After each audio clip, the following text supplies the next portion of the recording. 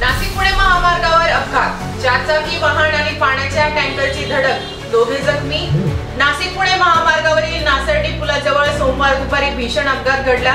लघुशंकेसाठी थांबलेल्या पाण्याच्या टँकरला मागून भरधाव वेगाने येणाऱ्या चारचाकी वाहनाने जोरदार धडक दिली। या दुर्घटनेत दोघे जण जखमी झाले असून स्थानिकांनी तात्काळ मदतकार्य करून जखमींना रुग्णालयात हलवले।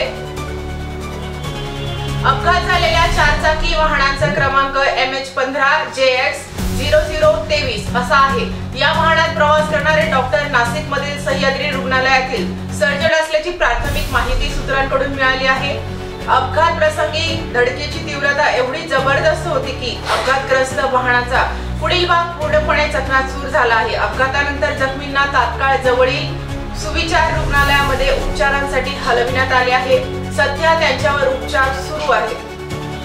चारचाकी वाहन चालकाला गंभीर दुखापत झाली असल्याने डॉक्टरांनी सांगितले। स्टार न्यूज साठी मोहसिन पठाण, नाशिक।